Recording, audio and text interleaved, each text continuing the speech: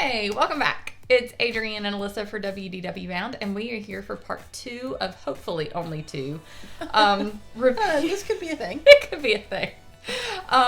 There's a reason we have a Disney channel. We like Disney, so we like to talk about it a little bit. Yeah. But our first video, if you haven't seen it, we'll link above, of rides or attractions that we thought were repeatables, things that we feel like we have to do every time to feel like our trips are complete. So the part 2, we're going to be talking about snacks, restaurants, and then just kind of general experiences, things that we've done that we would say is a must-do to do more than once. Yep. So let's talk about snacks. Okay. So on top of the list for me is, of course, Rice Krispie treats. They are they don't call them Rice Krispie treats, but they're... What do they call them? Because Rice Krispies is trademarked, so Yeah. it's Just like a rice snack marshmallow. I don't know. Anyway, they're Rice Krispie treats. But they're my favorite. I have to take at least a couple home, and then when I am not there, she always brings me some. Because she's the best sister ever, and so I always have to get at least a couple. I like that you can get them fresh at the bakery in Magic Kingdom, or you can get the prepackaged ones pretty much everywhere. So you brought me some of the Baby Yoda ones from Hollywood Studios this last trip, and then they also have like Mickey shaped ones, or whatever movie that they're promoting. Right. They'll oftentimes do Rice Krispie treats in the shape of a character from those movies. So I have to get them.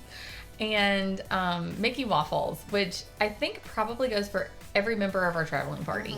If you don't have Mickey waffles at least once. Did you even go?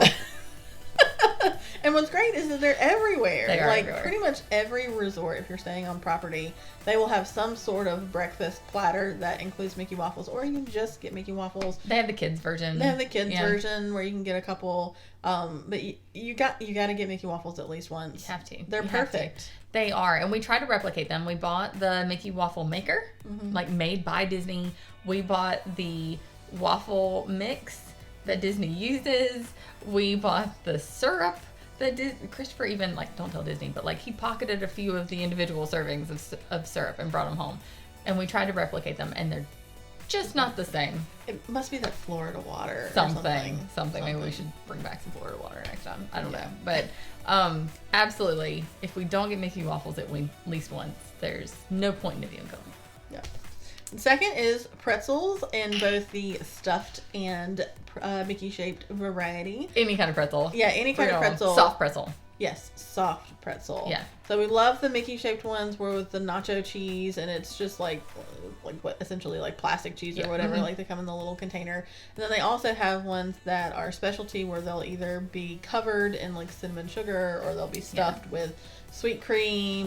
We had the cream cheese one that Christmas trip. That was fantastic. I had a caramel one Christmas. Did we try that one too? Yeah. Yeah. And then I got that French toast one from Hollywood Studios a couple years back. And they have one that's a spicy, it has jalapeno cheese or something like that. But I don't think they've had it in a while. I don't think they have either. But anything that's a soft pretzel is gonna be delicious. Bring it on. Yeah. Bring it on. I'm going to mention Baseline Tap House later, but their pretzel comes with beer cheese and mustard. Yeah. I can't. It's so good. I want it right now. That's my thing. We're going to talk about something else that's also my thing in a minute, but if I don't get a pretzel, the trip is ruined. Yeah. Trip ruined. Yeah. All right. Hey, it's my other thing. The Mickey apple. So the ones that you can get at the bakeries. I don't like the prepackaged ones where they just dip it in caramel and put it on the shelf or whatever. I like the specialty character ones. So we try to replicate these at home too, and I will post that video. It didn't go well. But they tasted good. But they dip them in caramel, and they dip them in chocolate, and then they decorate them like characters. And sometimes they do the same thing. If they have a special movie they're promoting, they'll make it, or if it's a holiday. Or a holiday. Usually I get the one with sprinkles. This time I brought back one with M&Ms. Very difficult to eat. Yeah. All the M&Ms kept falling off. Yeah. So I made a giant mess in my kitchen. Yeah. But still good. Still good. Yeah. And then the last one that we added last minute because we can't believe we forgot. Thanks to Melanie. She helped us. Yeah, Melanie added this. Blue milk from Galaxy's Edge. Yep. I'm not I like the blue milk. I am team blue milk. I don't know anybody that's team green milk. I don't know anybody that's team green milk. Because it's just weird. Now, I would say that they're not, either one isn't bad. Like, I prefer the blue milk because it tastes a little bit more of like a traditional flavor. Yeah. Whereas the green milk, you know how you can taste things because you smell them? Yeah. It smells like grass, but then tastes different. So you're smelling something and not tasting it, and it's a really bizarre experience. Isn't that the one that's supposed to be more citrusy? I don't know. I don't either. I'm not a fan. Blue milk is where it's at. Yeah. Team blue milk. I don't love either of them. But Melanie, like literally we can bribe her with anything if we say we'll get you blue milk afterwards. Yeah. Like, and we had, on our last trip in January, we couldn't leave Galaxy's Edge until my husband got a blue milk. And I love that you can mobile order it now. Yes, that's exactly what we did. Like, the park was going to close in like 15 minutes, and he was like, we haven't gotten a blue milk yet. So I mobile ordered it, and we picked it up on our way out the park. It's fantastic. So good. All right, so along the same line of foods, but now we're going to talk about specific restaurants. Yes. So the first of our list is in Animal Kingdom, and that is Satuli Canteen. Mm-hmm. Oh my gosh, it's in Pandora. Besides the cheeseburger pods, which are fantastic, they're little protein bowl things. I love it. I love them. It's so different than anything else that you can find in the parks, anywhere. It doesn't feel heavy. Mm-hmm. Even if you get like the beef, because you pick your own protein. I usually get chicken, but you can get beef. Mm-hmm. It doesn't feel heavy. So you pick your own, you pick your base. Usually I do a salad base. Mm-hmm. But then there's also noodles and rice. Right. And quinoa, I think, right?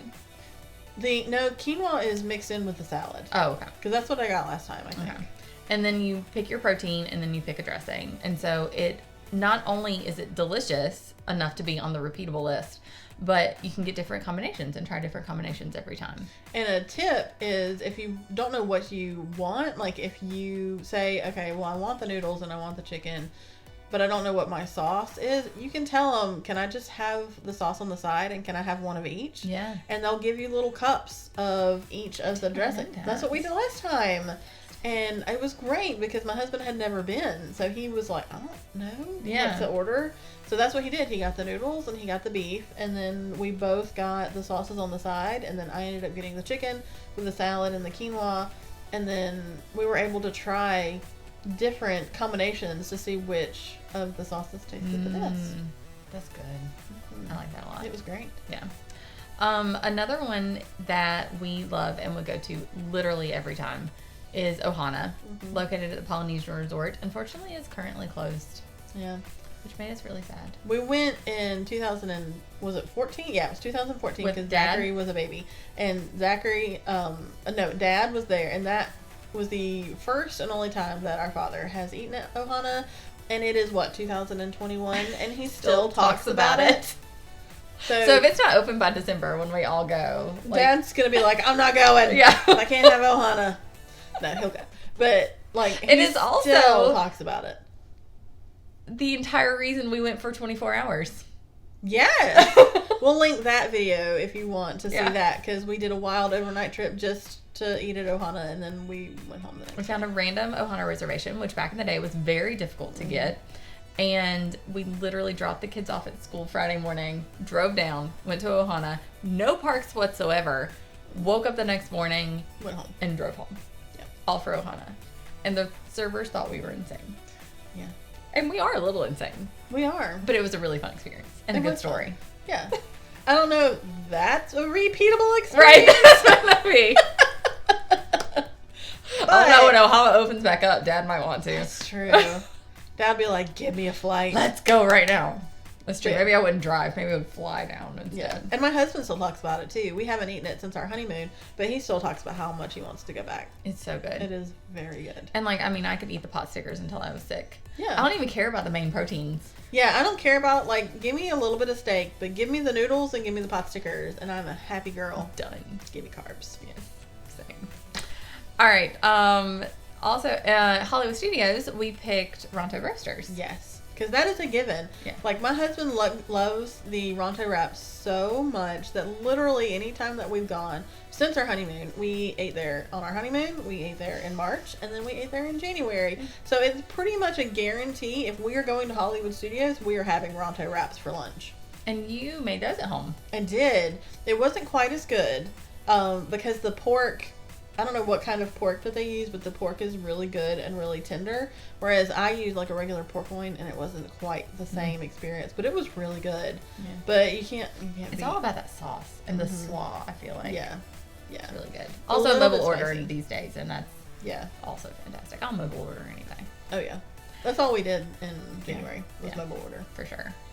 We also love Via Napoli in Epcot. Now, Epcot has a ton of wonderful restaurants and places to eat. It's 90% of what we do when we're in Epcot is eat. But the reason we pick Via Napoli is, one, it's always a pretty easy reservation to get. The pizza is delicious. Best pizza on property. Absolutely. Far and wide. Don't be fooled by the pizza window. By the way, don't do that. Go into the restaurant proper. Yeah. You can get your own individual pizzas, which are pretty pricey. I want to say they're $15 to $20 per person, probably. Yeah. I mean, they're big pizzas though. Like, they're pretty shareable. But we metro something. The biggest one. Right. It's like $45, but it feeds like 5 to 6 people. Right. And you can get it however you want. So when we went, the 5 of us, we got the mezzo. I think it's mezzo metro. I think you're right. I think that, yeah. And then we got half pepperoni and half sausage, and it was perfect. Yeah. And I think we even had leftovers. Did we? No. I really thought we did. No. Anyway, it's delicious. And Disney dining is expensive. So when you can feed 5 to 6 people for $45 in a sit-down table restaurant in Disney, that's pretty impressive, honestly. And then the last place that I'm going to talk about is in Hollywood Studios, and that's Baseline Tap House, which is like a brewery, essentially, right outside of Galaxy's Edge. And I don't drink, so like the beer means nothing to me. Yeah. But when I tell you that their pretzel is amazing, that we waited in line 30 minutes to get a pretzel on a charcuterie board, I am in no way making an exaggeration. I wish they did mobile order because that would be fantastic. But it's so good. And I feel so basic when I talk about how much I love a charcuterie board, but I'm obsessed. Like, I mean, it's meat, cheese, and bread. Like, what else do you want? Yeah. And I haven't been there yet. We couldn't squeeze it in on our last trip. So that's still that's my, like, please. Like, please. Like, y'all go hang out at Galaxy's Edge. I'll just go hang out at Baseline. And eat a pretzel. And I will be fine. All right. So the last now that we're done talking about food, which I could talk about food forever, we're going to talk about kind of like general experiences. So it's not a ride. It's not a place to eat. It's just things that we've done that are just cool. That are really cool and that you need to do more than once.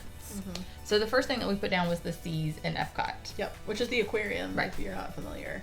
We love that because I love a good aquarium. Yeah. I love a good museum. I'm a big old nerd.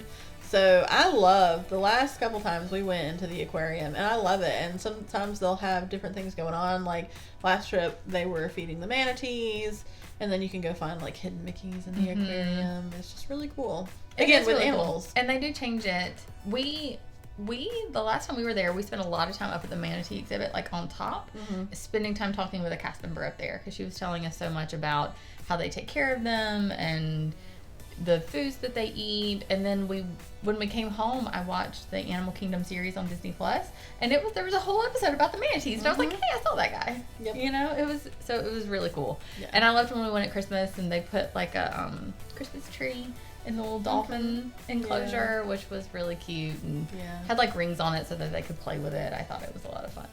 So yeah, I definitely agree with you on that one. Yep. So if we were talking about peaceful with the seas, let's talk about chaos at Trader Sam's. Yes. Trader Sam's is a bar at the Polynesian Resort themed to the Jungle Cruise, I guess. Kind of, because it's Trader Sam from the Jungle Cruise. Yeah.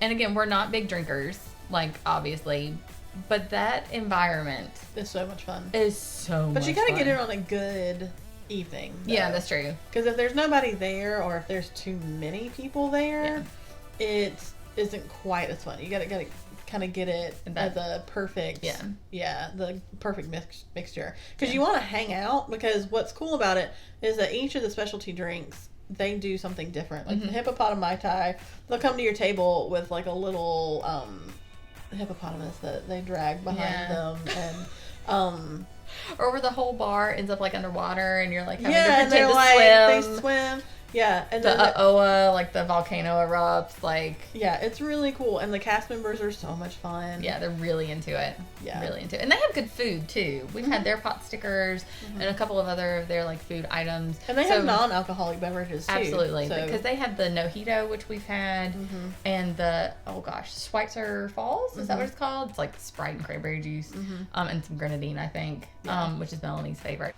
But you're right. It's just so much fun to experience. Now, if loud noises and like crazy, Rowdiness. chaotic not like rowdy, like people are going to get into a fight, but like just general, like you're not going to have like a good Quiet. first date, like kind of conversation there. Yeah. But if you just want to sit back and observe and watch the fun, it's absolutely should be on your list. And again, different people, different drinks, different cast members. It's going to be a different experience every time. You have to do it at least once, but I promise you, if you go once, you'll want to go again. Yeah.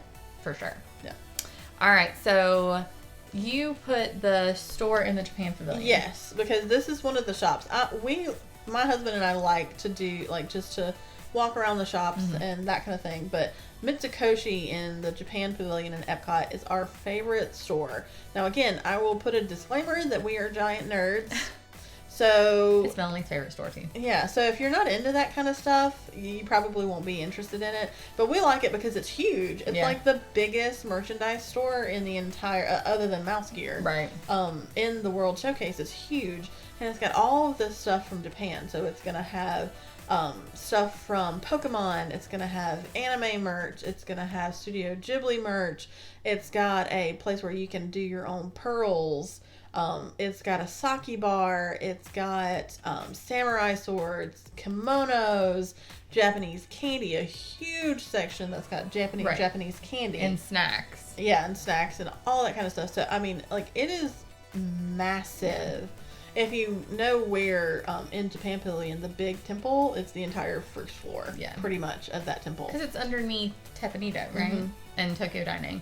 So yeah, it's underneath and it goes all the way back to the back of the pavilion. So it's really big. And it's, again, like, you never know what you're going to find there. And if you have kids that are really into, like, Zachary's obsessed with Mario. So he went in there and got a lot of Mario merch. Yeah. And so he really, really enjoyed that there. Yeah. All right, so the last experience we're going to talk about is the Wild Africa Trek, which is not currently being offered because they're not offering any of those kind of behind-the-scenes tours. But my husband and I experienced this, I don't know, a couple of years ago, I think. But the Wild Africa Trek is a behind-the-scenes tour of Animal Kingdom, so through the safari. We walked through the back of, like, the Gorilla Falls. We saw the behind the scenes of some of the animal enclosures. You had 2 guides with you that specialize. They're actually not zoologists, but like people who know stuff about zoo animal people. And they help you to understand all of the ways that they take care of the animals. You get to help feed some of the animals. You watch them, like, feed the hippopotami. I'm not sure. Anyway, you go over a rope bridge across the crocodiles. It's so cool. And then you get on your own little private Jeep that finishes it up. You have a dinner up at the Boma, so you get to overlook the savannah while you're eating.